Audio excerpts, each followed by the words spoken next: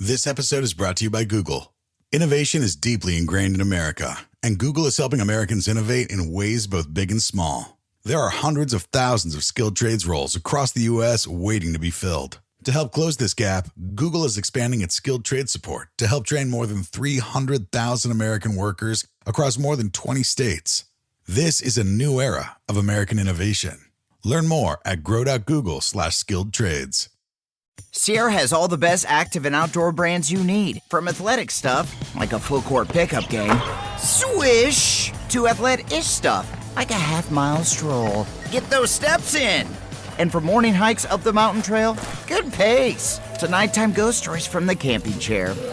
What a twist. Whatever level of active, Sierra loves it all. Head to Sierra or Sierra.com for the brands you want at the prices that let you do it all. From athletic to athletic-ish, Sierra's got it. Right now, get up to 15% off select storage solutions. Put heavy-duty HDX totes to good use, protecting what's important to you. The solid, impact-resistant design prevents cracking, and the clear base and sides make items easy to find even when the totes are stacked. Find select shelving and tote storage up to 15% off at the Home Depot to organize every room in your home, from your garage to your attic. Visit HomeDepot.com. How doers get more done.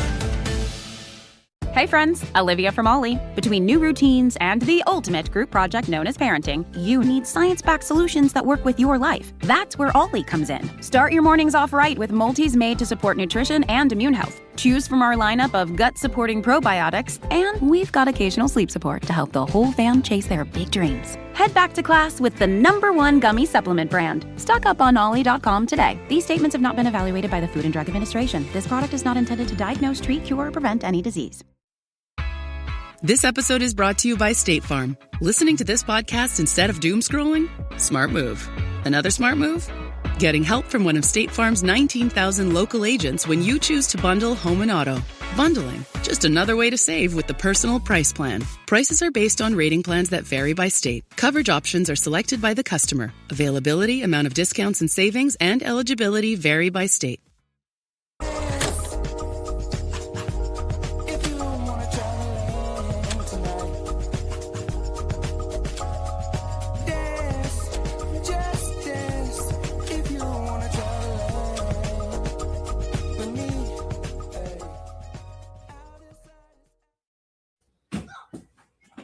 Hey, what's up, fam? And welcome back again to Recap Kickback presents interview with the Black Ass Vampire here on recapkickback.com.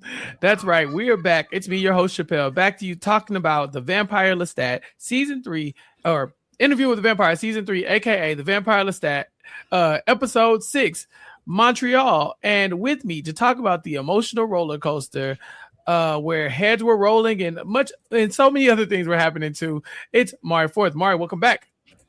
Man, this show, I'd be like, I'd be throwing a shoe at my TV like every time. This show is so good, y'all. We are back. Thank you for joining us. Thank you for all of the support. We see your comments. If you're not watching the show, what are you doing? Like, what are you doing? Missing out. Missing out. That's the only way I can put it. We've had some really good moments in this show's history. I know we breezed through season 1 and 2, but I'm thinking back to, like the Lestat and Louis fight, episode where he drops him and we find out about the cloud gift.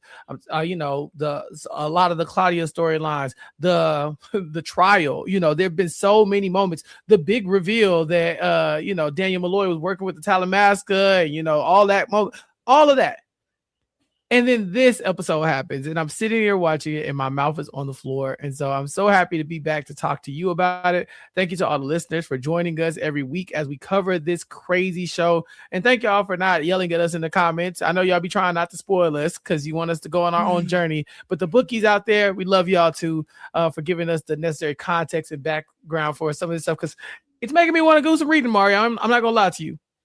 I have to fight myself every day to just not read ahead, because I'm like, I just love this. I want to just enjoy the show. Like I said, I'm waiting. We have one more episode left, unfortunately. And after that episode I think I'm gonna go back and at least watch the movies because I want to see. I know the movies were like so different from the show, but might be closer to the book. So I want to see that. So yeah, I can see that. I almost watched the Queen of the Damned movie, but I forgot how bad it was and I turned it off. I was like, this is crazy. But it's like one of those movies that it's supposed to be bad. You know what I'm saying? Like it's good. You're supposed to respect it for like being kind of campy, like the what is it? American Werewolf in Paris and stuff like that. You know, it's like it's like it should not be taken seriously, but it's a good time. And so I started to watch it, but then I was like, no, I don't want to spoil myself. I don't know if there's any spoilers in there, but it's just like, you know, I was missing my vampire content. And so now we are back for the penultimate episode. Back in Montreal, and we have a lot to discuss. Mari, I don't know. This made me want to buy a drip cup. Oh yes. I don't have my Lestat cup.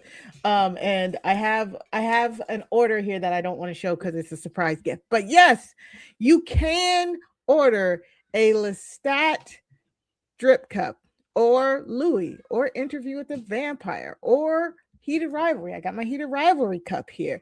Yeah. Or House of the Dragons. Anything. If you go to I don't have my Team Black cup here, but fine. Yes, if you want to support me, you can go to maricraftstoomuch.bigcartel.com and buy your own cup. Yeah, there we go, right here.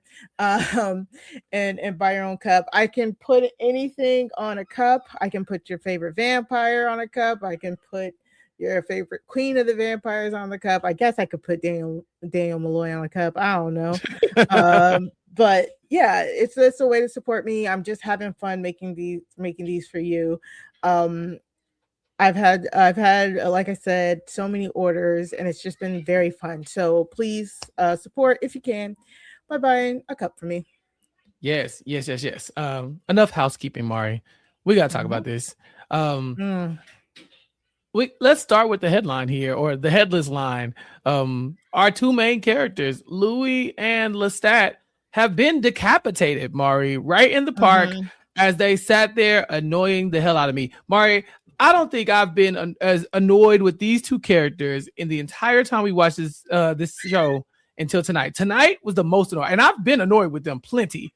But tonight, I was like, somebody kill these dudes. And they did. So I was kind of happy about it. You were just annoyed because you hate toxic love. I do. Because it's messy for no reason. The stuff that you and Mari, y'all doing this for attention. Y'all doing this for the plot. Y'all don't. The father so. They doing this for you. Yeah, that's what I'm saying. But why? Lestat said it. He's like, Lestat basically straight up said, I'm a messy bitch that loves drama. He's like, we have eternity to go. Like, I'm just marking the days with this craziness that I do. Like, let's be real. It's two messy bitches saying exactly. They're high-fiving each other from across the park bench. I'm so sick of it. I love it.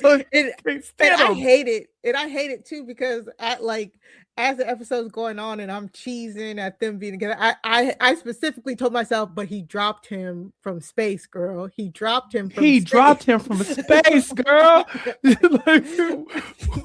Please stand up. Everybody, fandom, we gotta stand up. We can't allow this to happen. Oh my God. Yeah, we find out that there's been this plot in the background happening to eventually lead to the decapitation of Louis and Lestat at the hands of Daniel Malloy and Armand, with a light assist from the vampire Alex, who we found out was also turned. You know, we saw them in the last episode, the band saying like, make me a vampire, I want to play good music. And it seems like they were turned. And Mari, did you catch that?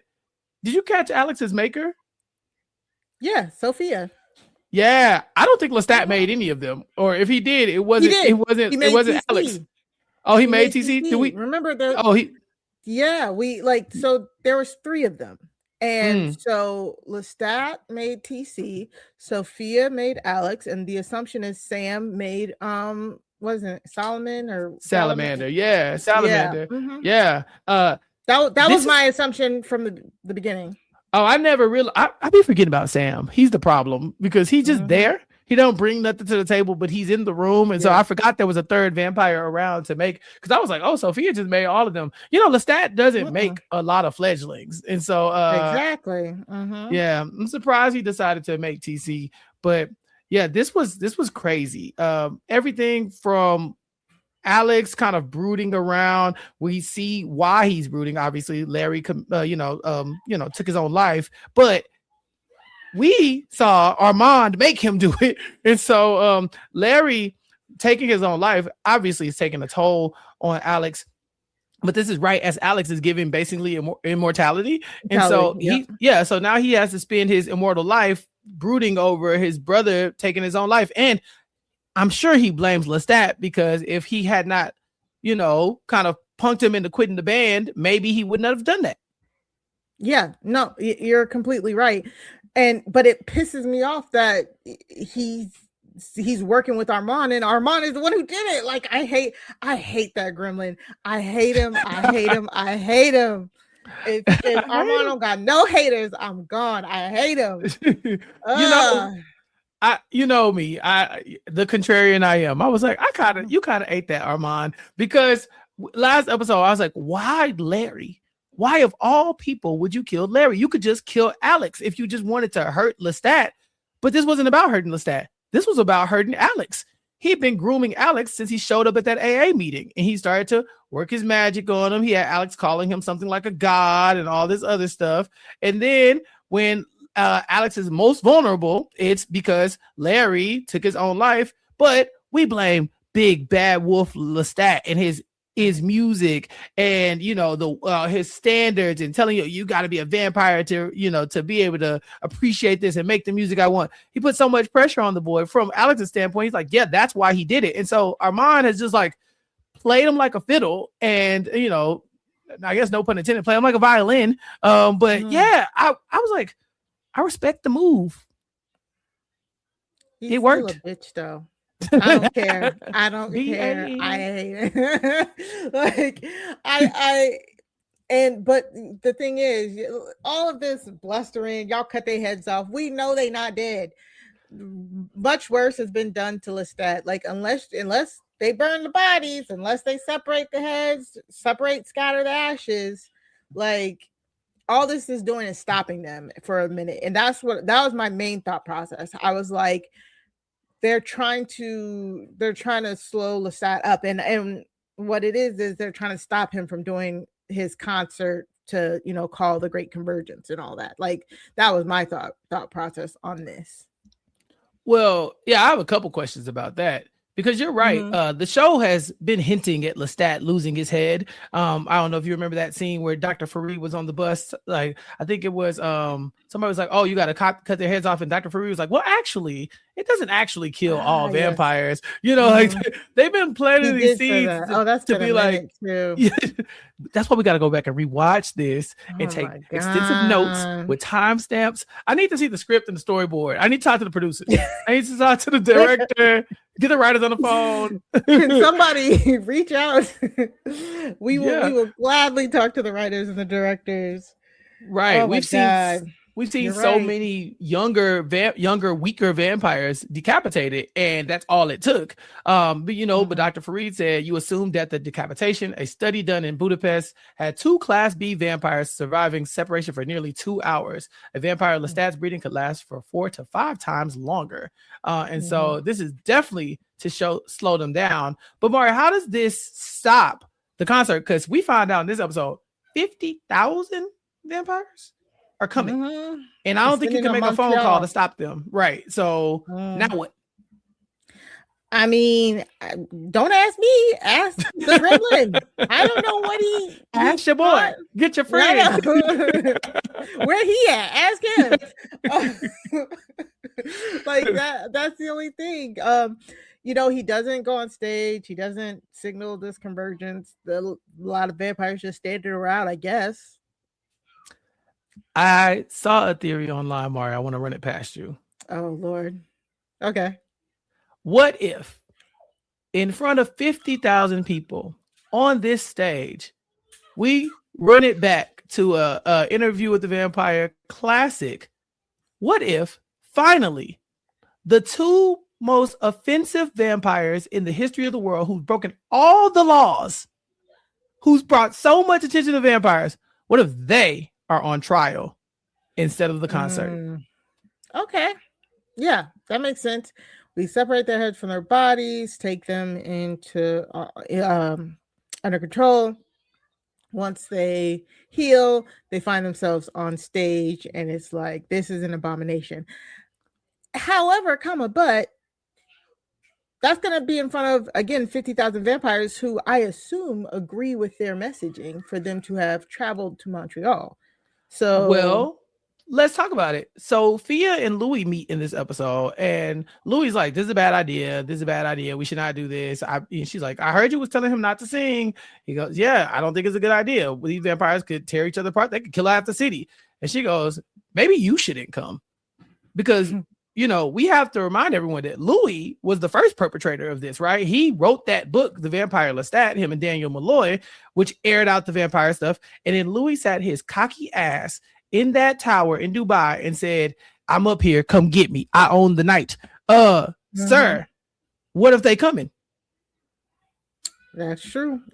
Like, Louis did open the doors, and Lestat's kind of opening the floodgates. So I get it. And it's Louis. He gonna protest, but he gonna fold real quickly. We know we know it's Louis. Just dead. Oh, never. He was pissing me off, sitting there with his little smug ass face next to my man. So I was like, they look no, so this cute was together. a Mari. So I was so that mad. Song was so cute. Everything about this episode pissed me off. So we start the episode with Lestat reviewing that his Pitchfork review, which you have already flagged as doo-doo, 3.1 Pitchfork, way down on the Billboard charts. But he's back in Montreal working on his concert. Obviously, we talked about the vampires a little bit, but the band, but they all have the gift now. And all these vampires are on the way. But it looks like Lestat is starting to plan his exit. He's got, his passports lined up. He says, this is a final gift to Gabriella Sophia, and then I'm going to start a new life. Do you think Lestat really plans on finally leaving these bums alone and going, and what did he say? Living in the woods and transcribing bird songs? Yeah, that's exactly what he said. Can we just point out he was number 68 on the top 100? It's not bad. But Drake released 50 songs. So what was he supposed to do? That was such a nice touch. Like, this show being so meta, where it's just right now. Like, I love that update of it. Again, just say they had you at Degrassi. Yeah, he's like, when Lisa, I left him in Degrassi. I was like, of course you would. You were like, of course you would. Of course you would. I love the updating of this show. Let us know in the comments if you agree. I think we had a lot of people who agreed with the updating stuff. But yeah, so Lestat is like, I was kind of confused about this. I was like, so they're saying that they're telling mortals that clearly don't care about his album, that they're doing a tribute concert, and that this new guy, I think he didn't land on Clarence Oddbody. He landed on Blackwood, I believe, at some point. Yeah.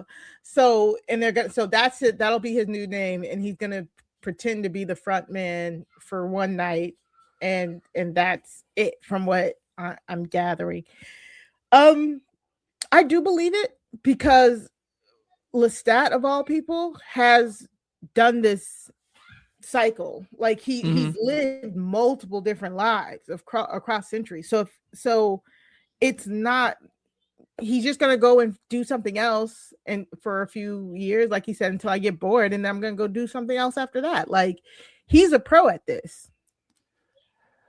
Yeah, but he is he is probably the biggest perpetrator of this toxic love. I mean, his whole song, right? This haunting ass ballad that he sings to Louis, that had Sophia thinking the song might be about her, but it's really about Louis. I mean, that's his whole thing, right? I want that painful love, that toxic, slap me around, drop you from space type of love. And he's like, and I'm good with that. We see Louis pop up from around the corner. Mari, I yelled because get out of that man's house. Oh my God. Have some self-respect. He been living there. Oh, you think they not? They in there having sex, sir. Lemuel don't know you in there living with Lestat. Stop playing. I was like, this is Louis. For the love of God, please get a backbone, a spine. Jeez. Buttoning his shirt up is like... And they nice coffin together. Right. I bought you a brand new coffin for my house. I was like, grow up. We just see Louis talking so much about how this is a bad idea. This is a bad idea.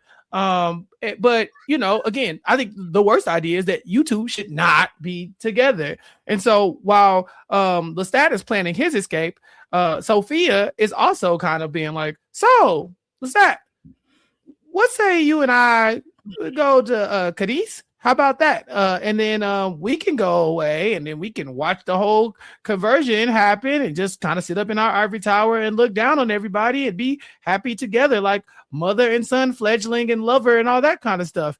And they start making out. And again, he's getting dragged back in and he's getting dragged back in. He was on his way out.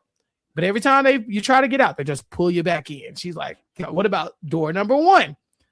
So he's considering it. By the end of the episode, he's sitting there with Louis talking about bird watching. And then he says, and then I'll probably become like a lounge singer at a hotel. You know anybody with any hotels, Louis? I was like, flirting. Just flirting. I love it. I could, they hashed out everything. They were in such a good spot. So mad. Mari, stop trolling. I can't even say it with a straight face. I mean,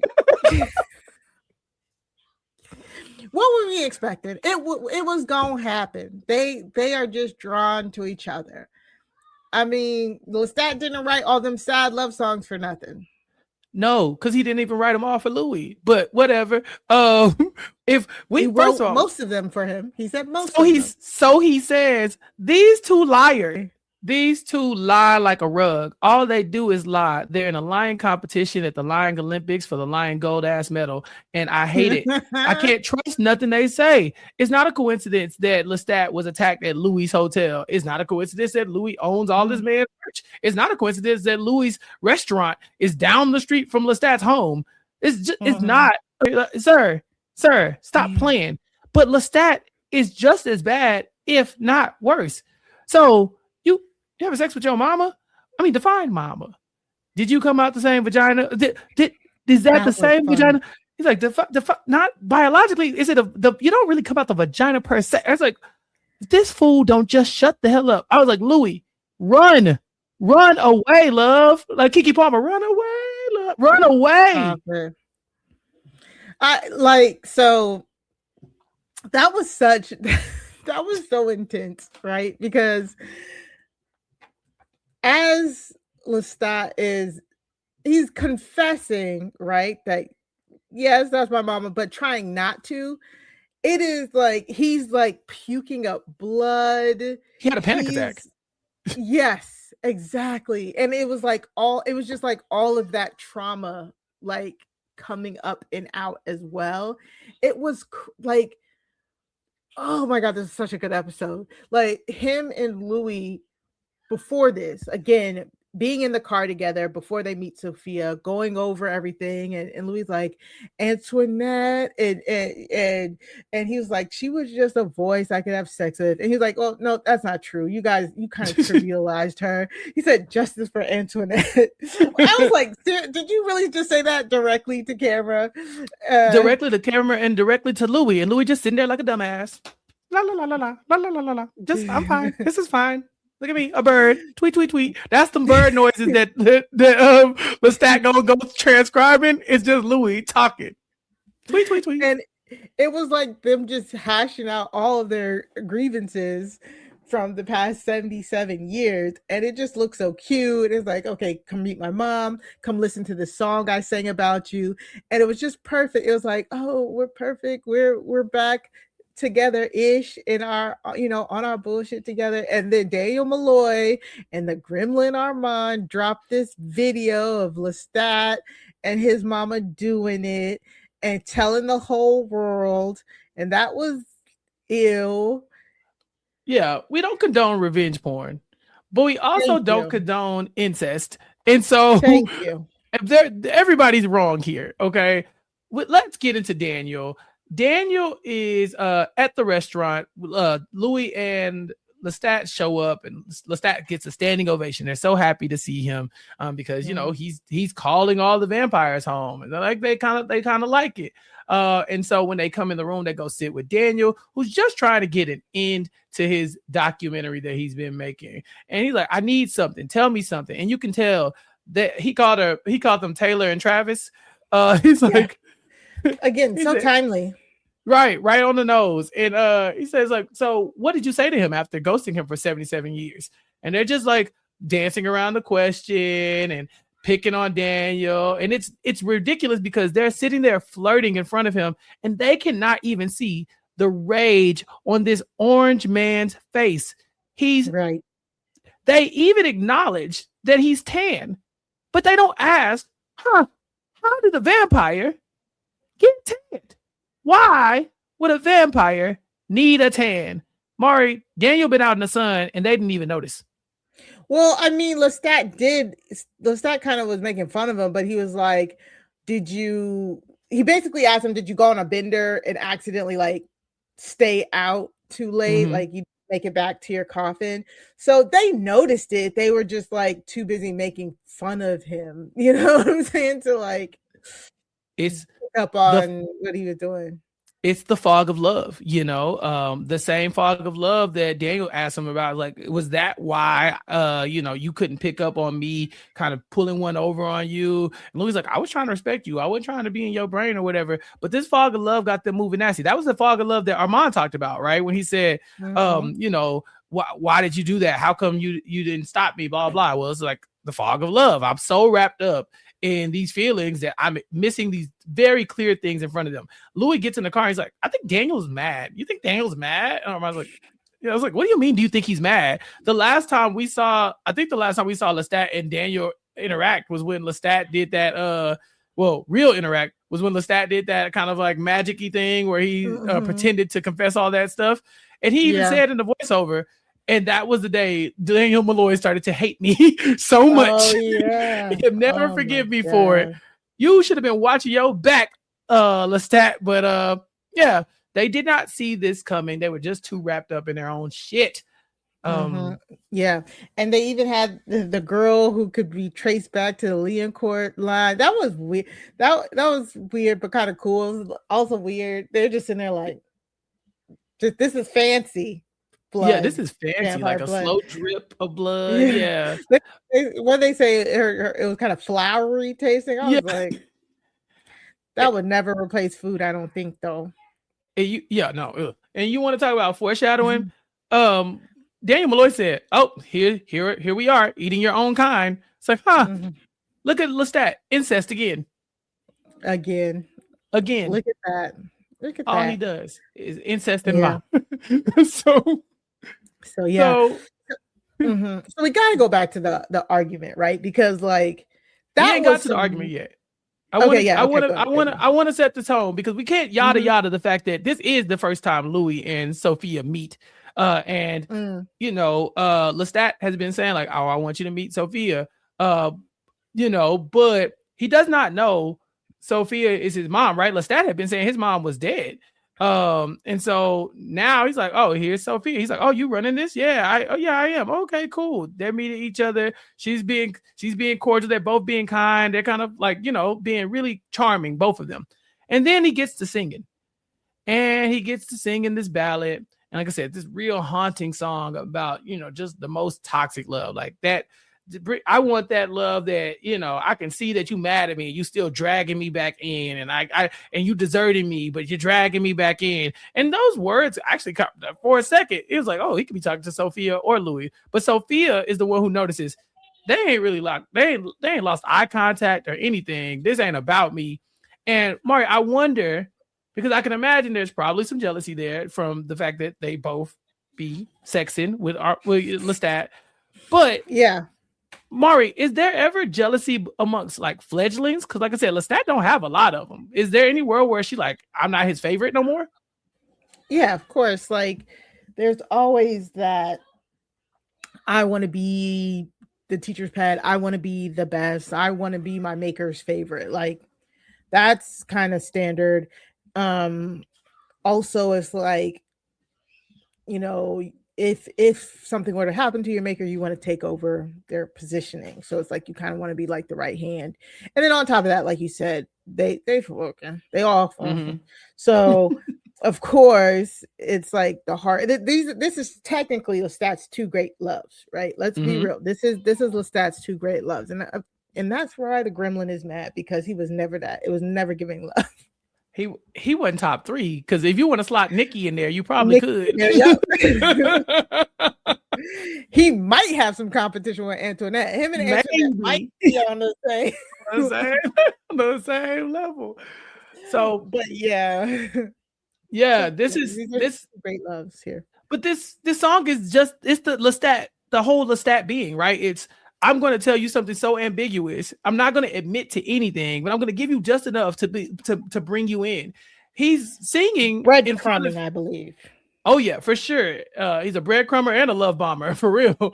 But it's his lifelong love affair with his deadbeat mom, or the song is about Louis, the man who we've seen him endure so many ups and downs with. But neither one of these are healthy relationships. As they go to the car, we see Louis been on the phone with Lemuel, who's been texting him. And Lestat obviously doesn't like that. I'm up here performing for you and you in your phone. Sophia picks up on this and she's like, man, ain't it crazy that he was in his phone? And then next thing you know, she starts pushing her agenda. Come run away with me. We can go do this. Da, da, da, da. And Lestat just getting dragged on back in because it's Lestat. And so while he's kind of doing the Lestat thing, right? Telling Louis one thing, hiding this big secret for over a centuries long secret, from Louis, just happily gets in the car. How'd you like the song? What you think? Blah, blah, blah. Just acting like everything is normal. And then Louis reveals the video from Daniel Malloy. It's a video of Daniel Malloy and Armand standing out in the sun talking and revealing that the Vampire Lestat has been having a love affair with his mother, and including the graphic sex tape to go along with it, Mari. Yeah, I mean, how low can you go? For real, it's low. How low can you go? And can you go down if I'm immortal, why would I care about this guy who might be dead and his band put out a shitty album? Right. I don't care. But ew. This, yeah. This is about Louis. They're going out of their way to air Lestat's shit out, because they know that he be living a double life. He been lying about who Sophia was forever. And so this freaks Louis out. Louis like, wait a minute, that's your mama. You been having sex with your mama? Oh, you nasty. Let me out the car. Lestat done thrown up blood all over Louis' shoes, all over his gaiters. He get out and he's like, oh, this is crazy. You can see the terror on Louis' face as he realizing that not only has this man been having sex with his mama, but he also just had you sitting next to her playing patty cake a second ago. And he had her picture over y'all's coffins when y'all was in New Orleans. This man been playing in your face for over 100 years. Yeah, he's over a century. This is a centuries old secret. I thought that this is so good. Like Lestat and Louis have had arguments throughout the show. But this one really felt like a reckoning of like Lestat coming to terms with his moral failings. Like as he said earlier in the season, like the music has been opening stuff inside of him, and it's been making him like really reevaluate a lot of the things that he's done in his life. And it was just funny that as Louis is like, "Are you serious?" and he's like trying to spit out all of those excuses that he told us like 3 episodes or so ago. And it's like even his body is rejecting what he's saying. And then for Louis to stay on his moral high horse, stay on his moral ass high horse. Chop his head off again. Oh my god. Yeah. For Lestat to then be like, nigga, you was out here having an OnlyFans model recite like lines and dialogue of your dead sister to you while you paid her money. Like, I did not judge you for that. And I love that Lestat called him out on that. And I love that Louis immediately was like, you're right. I'm so sorry. And again, I know you hate it. I know it's that toxic love. But I was like, thank you, Louis. At least like be here for this man. Because again, a lot of that is trauma. A lot of this is grooming. A lot of this is hundreds and hundreds of years of what the actual, like, Lestat has been so far removed from his mortal self that all of this is just swirling around him. And it was just amazing to see the two of them. I hate it. I hate that I like them together. Not like them together, but like them like interacting. You know what I'm saying? Like Jacob Anderson, Sam Reed, Lestat, and Louis. Just so every time they're interacting, no matter what the interaction is, it's so electric. Like the chemistry is ridiculous. Yeah, no, they could. These actors are amazing. You know, like I could tell because I get a visceral response from seeing them together. Because I'm just like, by the love of God, get away from each other. This is not healthy. Like you want to shake them. This is not love. This is not love. This is something different. Because I don't know what it is, but this ain't love. Love shouldn't be like this. Love should not get you dropped from outer space. That's not how this works. Also, if you love your friend, do not let them pay OnlyFans model to impersonate their dead sister. How about that? You know, that's love. Saying no is love. You know, this is enabling. This is using somebody as a crutch. This is everything but love. They are the worst, Mari. I'm sorry. I hate them. I hate them both. They are. But they deserve. I'd rather them terrorize each other than anybody else. Did you know Sam's Club isn't a store? It's actually a club. With cool finds and like a whole community. It's a club. Of course, Jason. It's in the name. Sam's Club. Oh, yeah. Come join us. Sam's Club. Hey, it's Ryan Reynolds here from Mint Mobile. Now, I was looking for fun ways to tell you that Mint's offer of unlimited premium wireless for $15 a month is back. So I thought it would be fun if we made $15 bills. But it turns out that's very illegal. So there goes my big idea for the commercial. Give it a try at mintmobile.com/switch. Upfront payment of $45 for 3 months, $90 for 6 months, or $180 for 12-month plan required. $15 per month equivalent. Taxes and fees extra. Initial plan term only. Greater than 50 gigabytes may slow when network is busy. See terms. Well, that's the problem. They always have collateral damage, and we're going to talk about all of that in just a second. Lestat and Louis can't even agree on what they're about to do with this concert. Louis is saying it's a bad idea. It's a bad idea. It's a bad idea. And Lestat's kind of like, yeah, but I'm probably still going to do it. And that is also collateral damage. This is the snowball effect. Lestat and Louis are in an abusive, ridiculous ass relationship. Louis runs his mouth and gets a book written. The book turns into the songs. The songs turn into the concert. And the concert turns into the conversion. And then I'm assuming Akasha's going to pop up at some point and eat everybody. You know, like this, but this is their fault. Both of them guilty as charged. So no, like Kaya, guilty. You know, like, so exactly.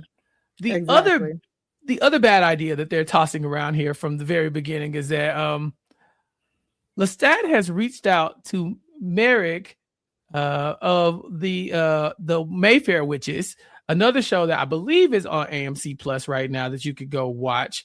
I do not know if this character has a big role in the Mayfair Witches or not. I've never seen it. Yeah. Did you watch it? I went to look. I went to look in like the credits of the Mayfair Witches, and she wasn't in the credits that I could find. I didn't think so. Yeah, but in my Googles, I be Googling stuff so that I'm not. You got to Google with one spoiled. Yeah. Yes. Merrick does have her own book apparently. Like I think Anne Rice made a book entitled Merrick, and in that book, this Claudia seance happened. So this actually happens. Yeah, I didn't know that.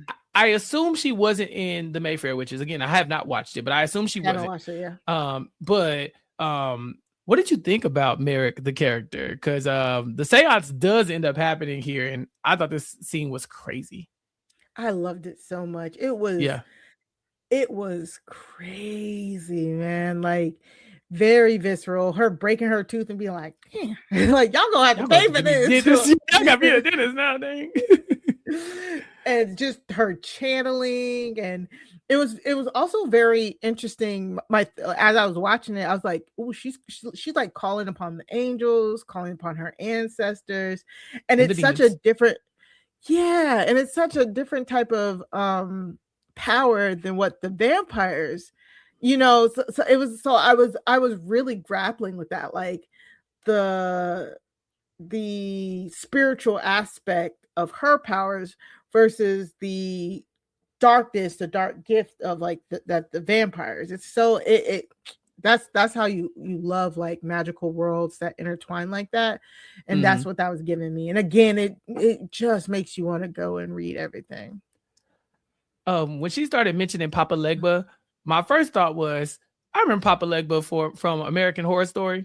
I believe that was, and then it reminded me that Mari, when we were in New Orleans, I did that. I don't know if you came with us to the voodoo tour, but we saw a whole exhibit about Papa Legba and Marie Laveau and all that stuff.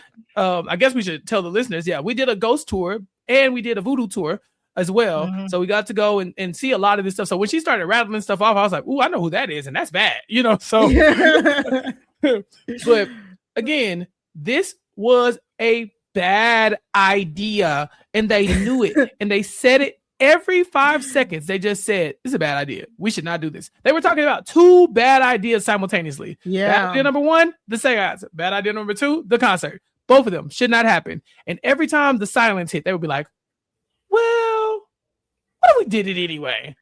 It's so weird because I understood that they were talking about a seance. I understood that it was going to be a Mayfair witch just showed up, but I did not realize they were about to summon Claudia. Like, I don't know what I thought they were doing, but I didn't see that coming. The writing is really good because they keep talking about the bad idea. You can't tell if they're talking about the seance or the concert, because Louis keeps saying the concert's a bad idea, but they're intertwining the conversation about the seance as well. So they're like, "Oh yeah, the concert, bad idea. Also, it's 11 o'clock. Should we go? I think we should cancel. We should cancel that, or should we cancel dinner? Yeah, we should cancel dinner." It's like that's what they were doing. And the clue that this was Claudia about to happen is when Lestat is having his breakdown on the street arguing with Louis. He's like, "I didn't judge you for Fraudia. I invited you into my home and bought you a brand new coffin, and I'm giving you a chance to reconcile this guilt that you feel all this time. And that reconciliation, that's the seance." He has reached out to Merrick on his own, because remember, Louis like, "I don't even mess with witches like that." Louis from New Orleans, he know better. He know. So that's why he knows it's a bad idea. He grew up around this kind of stuff. And so Lestat did this, to try to help Louis get over his, to find this closure so he could let go of Fraudia. Fraudia is such a funny name. It is good. Funny. It's really good. It's really good. They end up doing the seance, and the whole scene is incredible. I liked every second of it.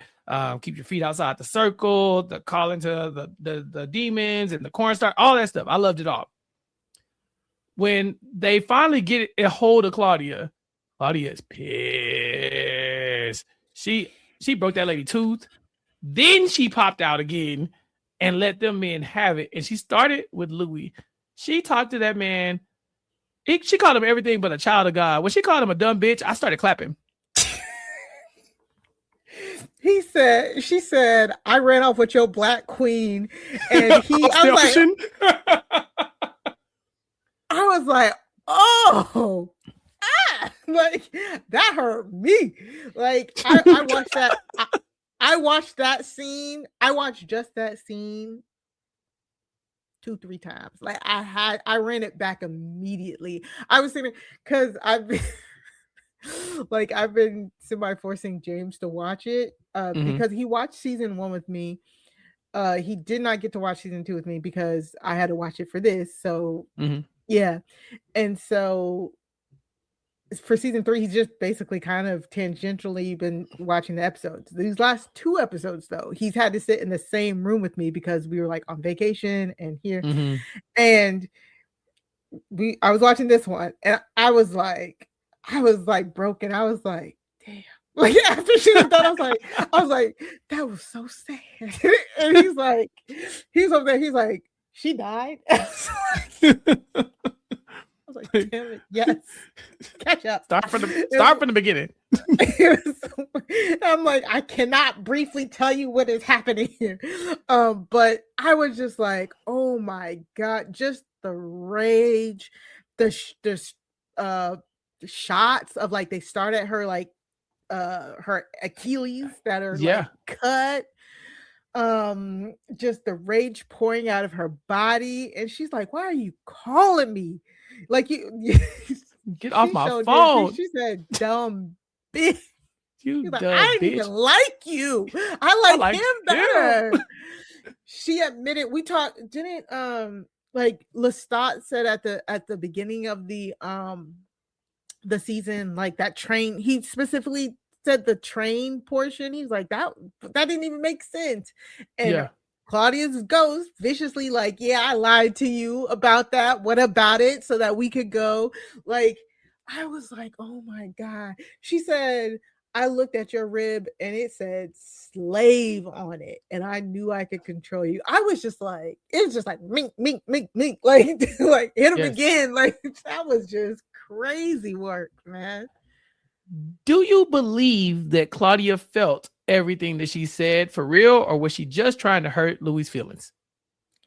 I don't know, man. But I mean, I hope she did. Like at the end, by the end of it, when they're like walking in the park, I'm sitting here like clutching my imaginary pearls, and James was trying to figure out what was going on. I told him, I was like, we've been said this on this very podcast, but Claudia has literally her whole entire existence as a vampire has been collateral damage due to their toxic asses.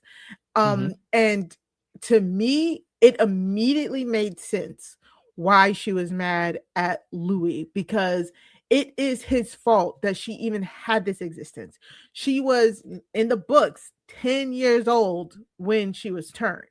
Here, what did they make her? Like 13, 14 or something like that? Something like that. Yeah, she's a teenager for sure. Yeah, I think they made it like maybe 14, I feel like. Sure. I don't know. But we said it, she was a young adult. Lestat told him while he was begging for her life, you do not want to turn the young. They will eventually go mad. It's against the 5 laws. Lestat told him over and over why they shouldn't do this. And if you think about it, if Louis had never showed up to help her, Claudia would have passed away. She would have, probably gone to heaven if, spiritual, whatever you're spiritually leaning. She never asked for that dark gift. It was forced upon her. Lestat just happened to be the one to be her maker. And ever since her rebirth as a vampire, death as an immortal, birth as a vampire, she was then used as a pawn for their love. You said it. They got a baby trying to save their relationship. And in between that, I know. And then in between that, she is then even more of a collateral damage in their breakup by her death basically being the thing that essentially, at least for 70 years, completely splits them apart at a time where she was finally getting agency over her own life, at a time where she had finally found Madeline and was experiencing a little bit of joy. She had finally had somebody for herself. She wasn't just a third wheel to these stupid these stupid toxic lovers. And all of that pure rage was felt and understood if you've been following along. And I mean, I know we probably didn't expect that. Like when you're thinking of the seance, you're probably thinking like Louis, like, I just wanted to say bye to you, Claudia. I miss you so much. I've been thinking about you every day. And Claudia's like, bitch, leave me alone. You killing my rapist 70 years later. I don't give a shit. Like, I'm here. And then all of that frustration that she pours out into them, and then finding out at the end, it's like she's just saying, because there's nothing here, there's nothing over here, I don't even have Madeline. Like, this is the worst. Like, and it is y'all fault. So that scene was just amazing. We've gone so long into this episode without saying her name, but Delaney Hales. Oh my God. My God. Oh my God. Oh my God. No notes. I mean, no notes. Destroyed this scene. Absolutely great. My favorite line in this entire scene is so quick. It's the first thing she says to them. Y'all still together? Oh, okay. Because to me, that's the last straw. Louis, you sat your black ass on that stage next to me and that girl. And you watched us get you watched that girl get turned into dust. And then I had to get turned into dust. And you went back to that long-haired, shiny mother sucker, Lestat, and have the nerve to sit next to my murderer, my second murderer, because you were my first murderer when you decided to go to war with the white folks and they destroyed that damn house that I was living in and burned it down. Then you had to come in there and save my life by making me into a vampire. And you got the nerve to sit here next to this man? I immediately thought of you when she said that at first. Like, I was like, "Ooh, she sounds like Chappell." She like, all she did for this man Louis, and he's sitting here next to Lestat like everything is okay. I'm surprised she just didn't just drag him to hell with her. This was crazy, and I agree with Claudia was right. How dare you? You think avenging me is killing Bruce, the rapist, but not Lestat, the guy who scripted my execution and the love of my life's execution. The one person I've ever loved me for being in this childish ass body, and I can't even find her ass. And you sitting her next to him, you bedwench. I would have. She was right. She was right. I was so mad. I was like, kill them both, kill them dead. Who was Tom Anderson again? She kept referencing Tom Anderson. I remember this name. Hold on. Oh, that was the white man. The one who did that Louis was going up against in New Orleans. That they were battling for basically like the they were trying to run them out the city. Louis and then Louis does the no whites allowed sign, and then that's when they start to battle. Tom Anderson was one of the people who got I think he got his throat slit that night at Mardi Gras, if I'm not mistaken. And that was her plan, right? That was a Claudia plan. Yeah. Mm-hmm, yep. And so, but yeah, I don't think that she's wrong. I think that, she's saying a lot of things to hurt Louis' feelings for sure. I do not believe that Lestat was her favorite. She hated that man while she was alive, or while she was on Earth, I guess. But no, you need to tell Louis that whatever this imaginary, infantilized view you have of Claudia, it's a grown-ass woman. She's not some baby waiting on you to save her. And when she was on stage and you couldn't save her, she stood up for herself with torn Achilles and everything and talked her shit until they killed her. You know what I'm saying? She was trying to block the sun on Madeline, so she was protecting her. That girl don't need you. She don't need you to have closure. Leave her the hell alone. Somebody had to say it. That was, oof, my God. And when she turned on, she was like, "Hey, you, Uncle Les," and he said, "What did he say?" He said, "Bring me your malice." And like, I can't even remember all the stuff she said to him because Too like much. it was too much. I was still like reeling from the the Louis reads. But just to see Lestat again, his eyes start to tear with the red blood. I was like, my God, she is like, oh, so good. Taking away the one person that Claudia loved doesn't punish Louis. That punishes Claudia. You know, like, yes, Claudia broke the law, yeah. But remember, y'all are the reason why she's in this position now. And it looks like wherever Claudia is, because it damn sure ain't heaven, whether it's hell or purgatory, that girl ain't even there with her. And she been walking around looking for her in the pits of hell probably for decades. And y'all up here have the nerve to be planning y'all damn vacation to go bird watching. Oh my God. And calling her name too. She said, "Stop calling my name. Burn the dress. Burn the diaries. Leave me alone." That's crazy. Oh, it's crazy work. That was such a good scene. That scene was so crazy. She did say she made that train scene sound worse than it was. I believe I have the quote somewhere of what he actually said to her. He said, "What Bruce did to you was in very poor taste. Could you imagine if something like that happened to you again?" That's what was actually said in season 1. Now, whether she took that and made it sound like, you know, he said he gonna do the same thing to me, that's not exactly what he said. But again, she's trying to save Louis. She's trying to get them the hell out of there. She's like, we gotta go, because she can't even escape, because if she's gone, he's depressed and Lestat gonna come get her. And so she had to figure out a way to get them out of that. She was living her life to protect both of them. She tried to get away on her own and it didn't work. And so she's such a victim here. Do you think we will see Claudia or Fraudia ever again in this show? Not like flashback, but I'm talking about like seance or at a diner. I don't think we'll see real Claudia ever again. That was her last word. That was A1. You don't come back after that. Fraudia, however, I don't know. I could see her getting tangled up into all this mess. I mean, if the band could get tangled up into all this, I don't see why Fraudia can't, you know?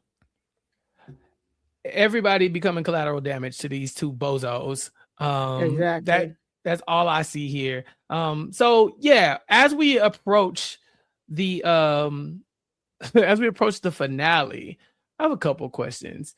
You know, Mari, we saw Akasha once so far.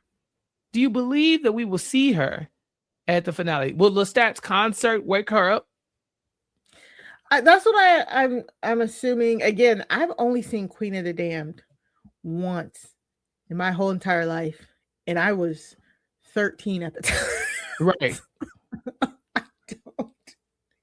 I don't remember a single thing except for when Aaliyah came out and me just being like, "Oh my God, she looks so good. Oh my God, it's so sad." And then being like, "Oh my God, that was only 10 minutes." And then not even remembering what the rest of the movie was about. Like, so that's what I'm thinking. Akasha comes out. I think we have to be leading to like vampire war here. You know what I'm saying? Like, you don't just cut off Lestat and Louis' head and we don't get like an all out war, especially there are 50,000 vamps in town. Tension is running high. It has to be something to that effect. And I think it'll be like a great lead in if they do like a season 4 and it's just Queen of the Damned. Yeah, it does feel like that's what's up next. In the first episode, when Lestat was, or maybe it wasn't the first episode, but one of the first episodes, when Lestat was narrating the failures, album blank, he said, "I'm not saying the attempted execution of the Y chromosome across the continents was all my fault. No, that would suggest a level of self-importance that even I am not confident with. But upon reflection, yeah, I made a contribution." So I don't know if Akasha has a thing against men folks. But that was to me, that's the illusion that he made in this season to kind of like hint at what could be coming. but I don't understand why. Like that's the part that I guess I'm confused about. Like if she is going to go after, maybe all the men on the continent or something like that, why does it? What's the man's name? The one that died before her, Elkins? Icknield. Icknield. Unkill. Because I remember thinking uncle. Uncle. Uncle. Yeah. Yeah. Maybe it has something to do with him. Yeah. I don't know. I'm so excited. Oh God, I'm so excited. I'm so excited for next week. I don't know what's going to happen. I got another question. In one of the early episodes, Baby Jinx said, I think that might have been episode 1. She said Daniel Malloy will die bad. Do you think she said that? Yeah, Baby Jinx said to his face, right? I'm pretty sure she said it to Lestat or she said it to Daniel, one of the two. But yeah, she said he would die bad. Yeah. Yes. Do you think he's going to die bad next week? I mean, and Lestat said his brief, short life at one point. So we've gotten. Dang it! Can somebody just send me like all of his voiceovers and just put it like that's all I need is just his whole entire voiceovers. If you're watching this on YouTube, you can see me looking off the screen. It's because I have my notes over there, and it's just so many things I transcribed that he said word for word. Come like, there's gotta mean something, It's like So I think Daniel Malloy is going to die. That is, he's not at the auction thing. Armand was there, Louis was there, Lestat's voice is there, so we know Lestat's not going to die because he's got to be able to tell this story. Daniel could die next episode. I can see it. I mean, what other story does he have to tell? What more could we get from Daniel Malloy? I agree. His documentary is done-ish. I don't know. Again, he was turned against his will later in life. I mean, yeah, I could definitely see him dying. I can see it's a wrap for you, Daniel, I think. Yeah, no family, and the only person that he loves is a vampire that's clearly manipulating him and has been manipulating him for 70 years. 50 years, something like that, right? 50 years? 50 years. Well, it was 52 years when he was... Oh, wait. I don't know, man. No, technically, Daniel Malloy's only been turned for 3 years now. Like he's only been a vampire for like 2 or 3 years. But for 52 years, Armand was using him as a personal sim. So yeah. And then, do we find out how Armand gets the eye patch and Louis gets that limp that we saw in the episode 1? I'm telling you, it has to be like an all-out vamp war. That'd be so cool. That'd be such a cool way to end the season. Just vamp. Yeah. Like Twilight, like the Twilight one. Not exactly. Oh yeah. Like that. Not like that. Not like that. Yeah, but I want to see a lot of people dead. Like I want full out war. What do you think's next for Sophia? She is the one calling for this thing to happen. She's very intent on it. And she's planning her life with her son, who's planning his life with Louis and also planning his life with her and also planning his life without her. What do you think we see from Sophia next? Did she survive the next episode?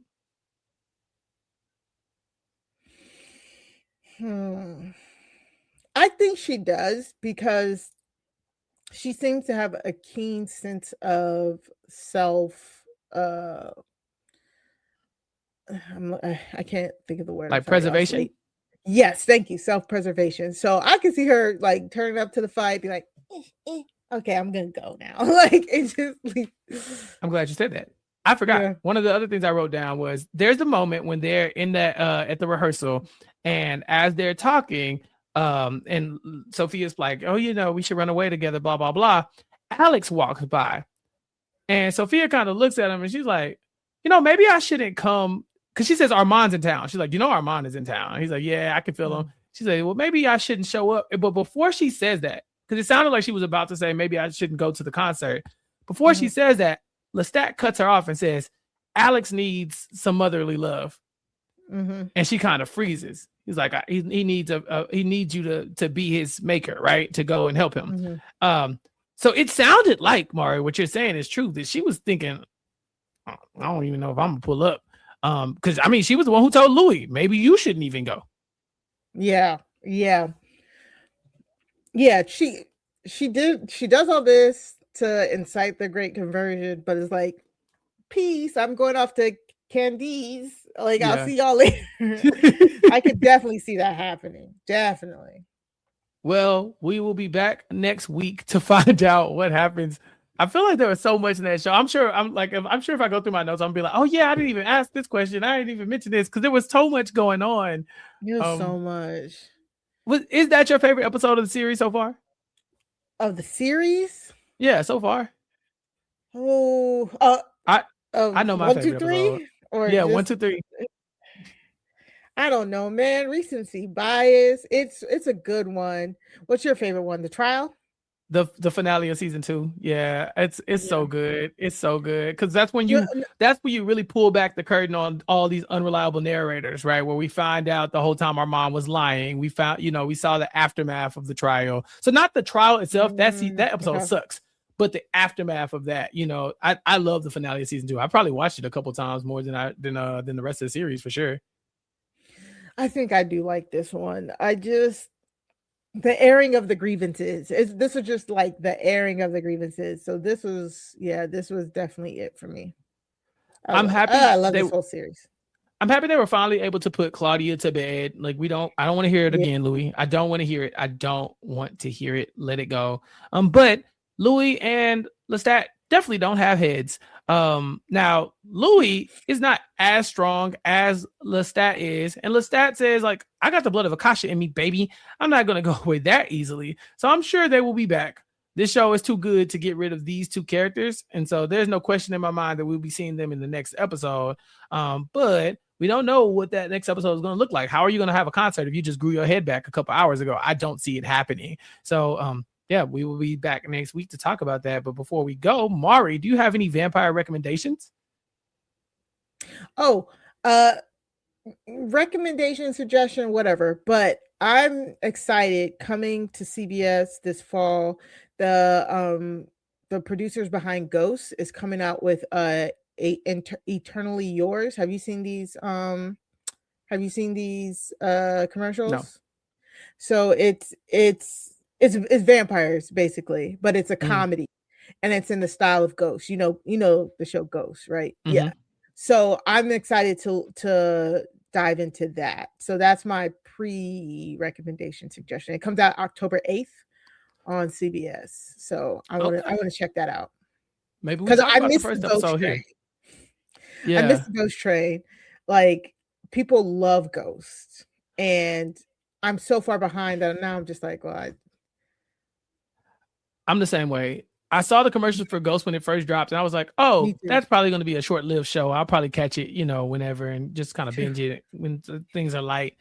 I think it's on its 55th season or some shit like that now. Like, it's like on its 10th or 12th. I was like, damn. So been on longer than The Simpsons. I don't know. So yeah, I'm with you. I'm never gonna watch it. Maybe we need to start with the vampires. What's it called? Let's start with this one. Yeah, that's what I'm thinking. It's called Eternally Yours. Okay, maybe we talk about the premiere and when the time comes, we'll see. But until then, Mari, tell everybody what you're working on. You can find me over on Blue Sky at Mari Talks Too Much. I'm over there just talking lots of Big Brother right about now. That's the only place you can find me on social media. Over on Crime Scene, me and Sarah Carradine are bringing you True Crime Tuesdays. We just finished coverage of Worst Neighbor Ever with the amazing Jason Reed, who is slowly catching up. Amazing is crazy. I never heard you call me amazing. That is crazy. Whatever. I'm pretty sure I called you amazing. He said, whatever, nigga. Bury that.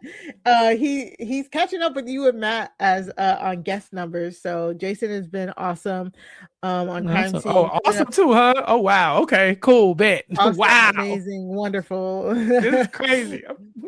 Yeah. So we'll be also covering Shipwrecked soon, Murder 101, lots of a toxic love story. lots of true crime coming within the next few weeks. So make sure that you are subscribed to Crime Scene by going to crimescenepod.com. That's crime, SEEN pod.com. Make sure it is SEEN. We have found that there is another Crime Scene podcast, so you got to make sure that you have the crime SEEN.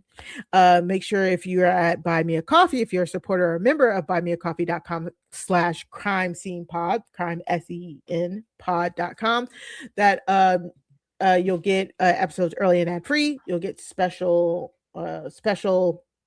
exclusive membership only things, and every month we'll be doing live. So we did the live recording with Jason, and that was fun. So if you missed it, you just got to become a monthly member, and you'll get access to watching us actually record an episode.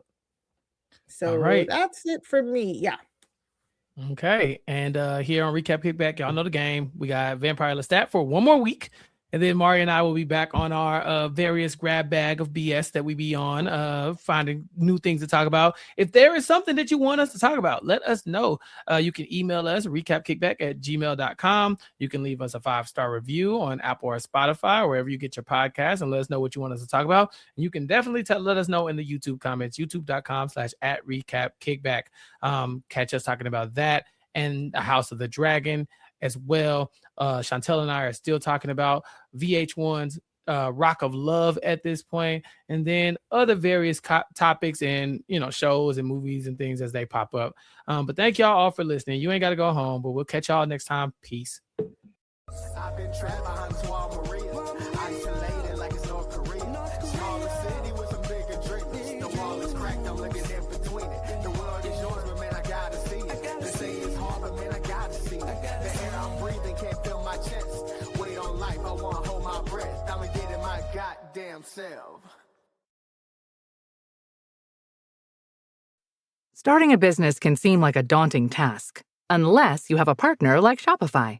They have the tools you need to start and grow your business. From designing a website to marketing to selling and beyond, Shopify can help with everything you need. There's a reason millions of companies like Mattel, Heinz, and Allbirds continue to trust and use them. With Shopify on your side, turn your big business idea into... Sign up for your $1 per month trial at shopify.com/special offer. Legally, we can't say drinking Storm makes you smarter and more focused. But with zero sugar, 200 milligrams of caffeine, and immunity support, you're smarter and more focused for drinking Storm. Storm, good energy in, good energy out. Energy for life.